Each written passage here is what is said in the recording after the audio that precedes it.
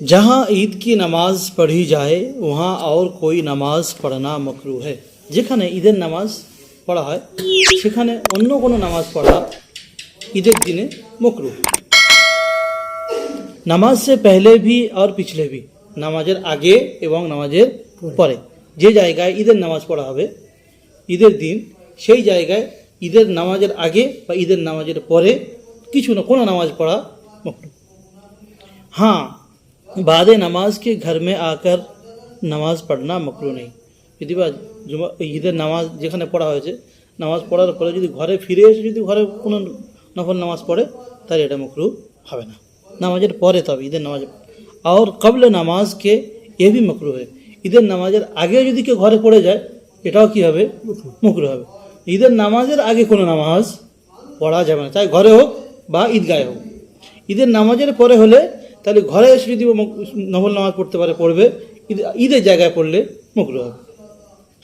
তারপরে মশলা বলছে औरतें और वो लोग जो किसी वजह से नमाज ईद ना पढ़े उनको कबल नमाज ईद के कोई नफल पढ़ना मकरू है।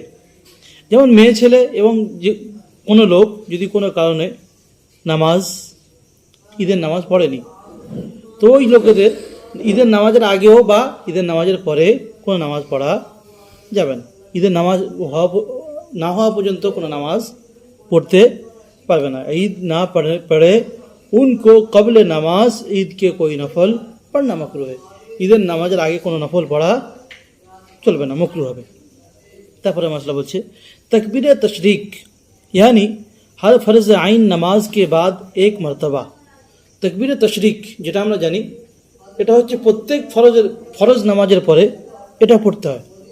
আল্লাহু আকবার লা ইলাহা ইল্লাল্লাহ আল্লাহু আকবার ওয়ালিল্লাহিল হামদ ওয়াজিব है, পড়া কি ওয়াজিব। কখন?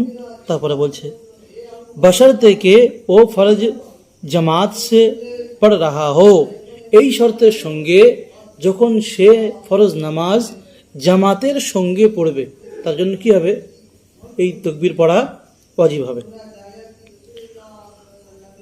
আর ও মাকামে মিসর হো, এবং ওই জায়গাটা শহরি জায়গা হবে, মানে যে সমস্ত এলাকায় জুমার নামাজ হয় এইরকম জায়গায় যদি পড়ে তাহলে কি হবে, তার জন্য তকবীর পড়া ওয়াজিব হবে।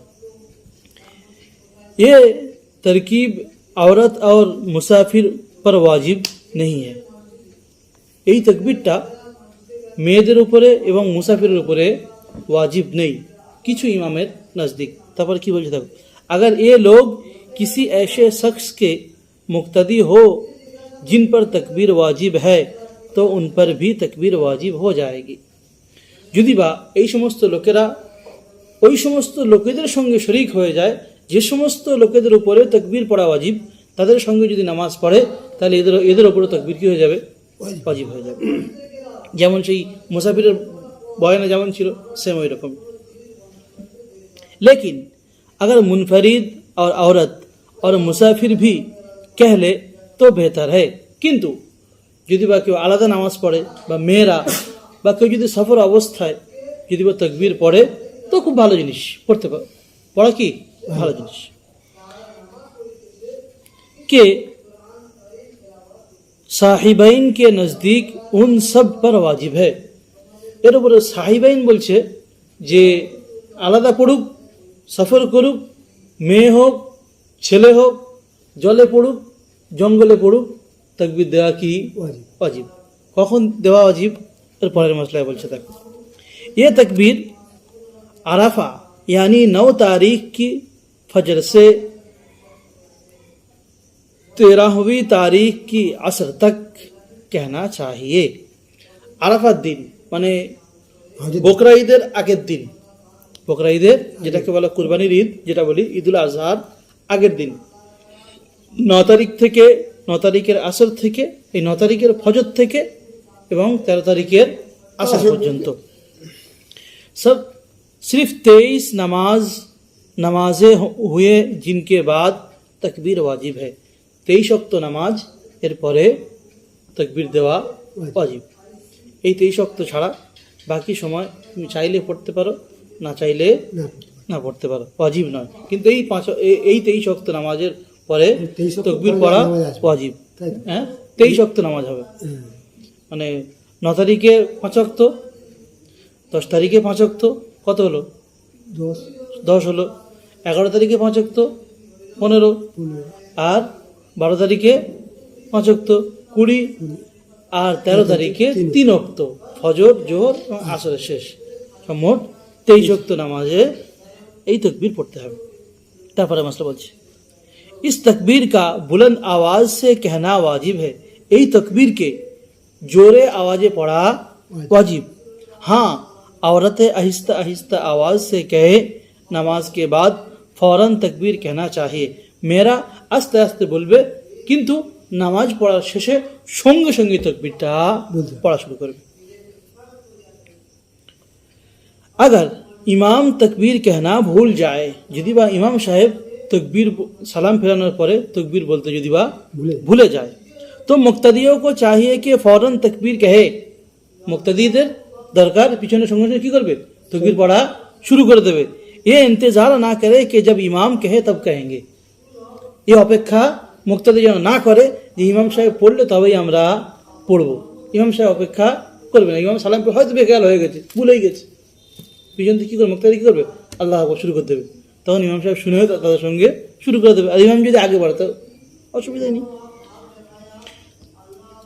ईद उल अजहा की नमाज के बाद भी तकबीर कह लेना बाज के नज़दीक वाजिब है।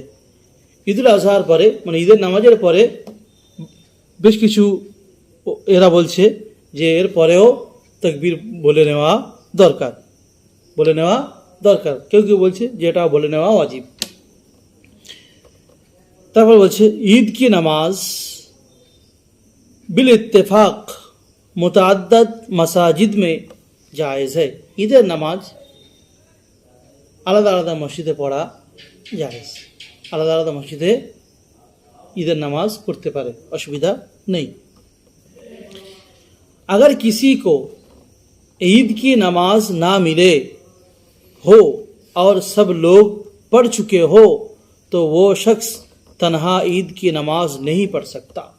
যদি বা কারোর ঈদের নামাজ ছেড়ে যায়, ঈদের নামাজ পায়নি বা কোনো কারণবশত নামাজ ছেড়ে গিয়েছে, সবাই নামাজ পড়ে চলে গেছে বা নামাজ পড়া তাদের কমপ্লিট হয়ে গেছে, শেষ হয়ে গেছে, তো ও লোকটা নিজে একা একা ঈদের নামাজ পড়তে পারবে না। इसलिए कि জামাত उसमें শর্ত है। এই জন্য কারণ হলো এটাই, ঈদের নামাজের জন্য জামাত শর্ত, মানে একসঙ্গে কিছু লোক হতে হবে তবেই নামাজ হবে, অন্যথা একা একা ঈদের নামাজ হবে না। इसी तरह अगर कोई शख्स शिरक नमाज हुआ हो और किसी वजह से उसकी नमाज फासिद हो गई, এরকমভাবে যদি বা কোনো মানুষ ঈদের নামাজে তো দাঁড়িয়েছে বা আগে শুরুতে ছিল নামাজে দাঁড়িয়েছে, কোনো কারণবশত নামাজ শেষ হওয়ার আগে তার নামাজ ভেঙে গেছে, নামাজ নষ্ট হয়ে গেছে, কি হবে? वो भी उसकी কাজা नहीं पढ़ सकता।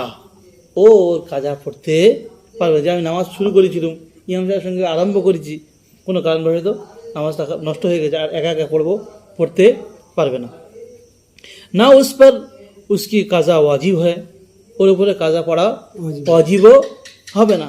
हाँ, अगर कुछ और लोग भी उसके साथ हो जाए तो पढ़ सकता है। হ্যাঁ, যদি বা ওর পরে ওর সঙ্গে যদি কিছু লোক একসঙ্গে মিলে যায় যে আমরা চলো একসঙ্গে পড়ি, বা বেশ কিছু এরকম ছেড়ে গিয়েছে, তারা যদি একসাথে পড়তে যায় তো পড়তে পারে।